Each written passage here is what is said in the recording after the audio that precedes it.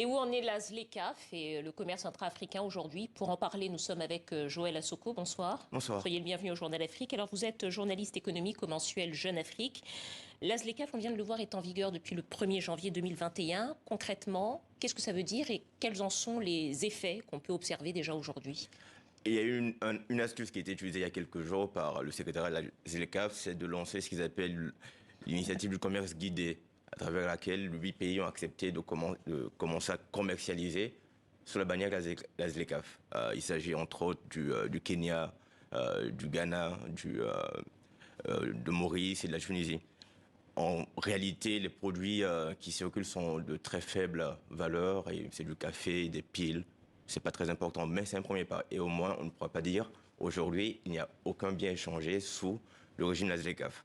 Donc ça, c'est l'astuce. Mais la réalité, est qu'il y a eu pas mal de progrès quand même depuis l'entrée en vigueur. Aujourd'hui, à peu près 88% des lignes commerciales entre pays africains font l'objet d'un régime de réduction des douanières, des barrières douanières. Des barrières douanières, c'est-à-dire les frais de douane sont réduits. Exactement, c'est-à-dire les règles existent, les pays sont engagés à appliquer ces règles-là d'ici 2030, d'ici 2035. Donc ça existe en théorie, en pratique ce n'est pas le cas. Donc c'est un processus,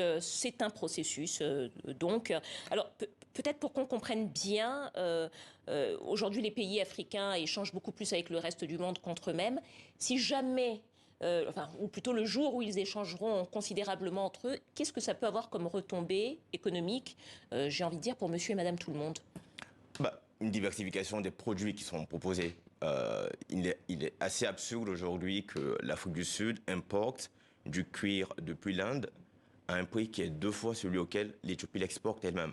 Mais concrètement, ça veut dire plus d'emplois pour chaque pays, ça veut dire une réduction de la pauvreté. Qu'est-ce que les populations africaines peuvent attendre de cette ZLECAf?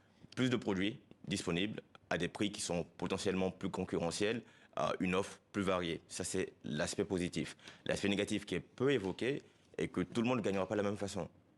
C'est-à-dire? Au sein des économies, certains secteurs s'en sortiront mieux. Et parmi les pays africains, certains auront beaucoup plus d'avantages économiques. Est-ce que vous pouvez préciser concrètement, ça veut dire quoi? Un exemple? Je vous donne un exemple en fait. Aujourd'hui, pour atteindre 75% des exportations du Maroc, il faut accumuler jusqu'à 88 lignes de produits. Pour atteindre 75% des exportations marocaines. Pour le Congo-Brazzaville, pour le Tchad, il faut juste une ligne, le pétrole brut.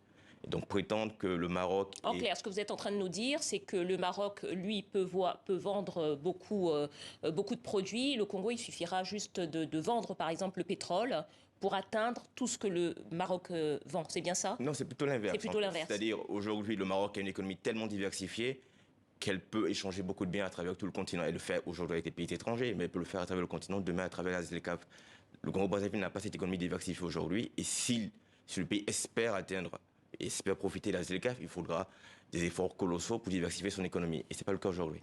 Donc concrètement, ça veut dire, si on prend les critiques de la ZLECAf, puisqu'il y en existe, je voudrais citer peut-être celle de l'économiste Kako Nubukpo, qui parle du libre-échange en expliquant que c'est la liberté du loup dans la bergerie. En clair, il explique que le libre-échange favorise plutôt les pays qui ont une économie diversifiée, qui sont les plus industrialisés. C'est ce qu'on observe à l'échelle planétaire, hein. Donc ce qui existe à l'échelle planétaire, pourquoi est-ce que ça ne se produirait pas aussi sur le continent africain avec cette ZLECAf? J'entends cette critique et elle a des fondements, mais lorsqu'on observe le commerce international en détail, on se rend compte aujourd'hui que le Japon exporte des voitures vers l'Allemagne, l'Allemagne exporte des voitures vers le Japon. C'est pas un jeu aussi perdant-perdant en fait.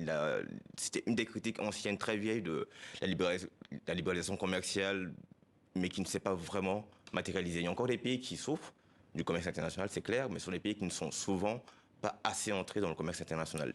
Mais comment est-ce qu'on peut faire pour que, et c'est la critique que vous faisiez vous-même il y a quelques instants, comment est-ce qu'on peut faire pour que certaines nations plus industrialisées, avec une économie plus diversifiée, vous parliez du Maroc par exemple, ne soient pas avantagées par rapport à d'autres pays moins industrialisés et à une économie moins diversifiée? Dans les faits, ils sont avantagés.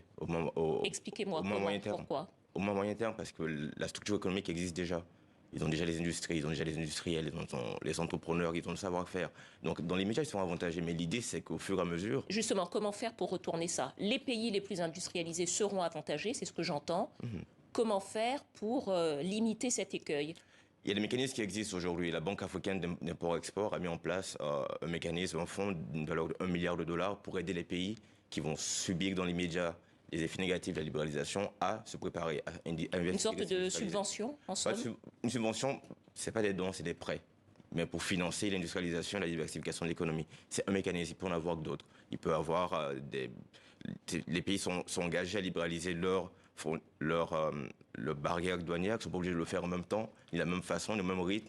Ils peuvent s'adapter. Peut-être en un mot, Joël Assoko, il nous reste quelques secondes. Est-ce que ça vous paraît crédible, réalisable, d'arriver à un commerce intra-africain juste et équilibré d'ici à 2030 avec cette ZLECAf?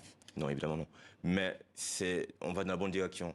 Aujourd'hui, je vais vous donner un exemple très simple. Si autant d'investisseurs américains mettent des sommes aussi importantes dans les start-up d'Afrique de l'Est, c'est parce qu'ils espèrent qu'avec la libéralisation du commerce africain, ces start-up pourront développer leurs produits dans le reste du continent. Donc c'est une dynamique. Merci beaucoup, Joël Assoko, journaliste au mensuel Jeune Afrique. Merci d'avoir répondu à nos questions.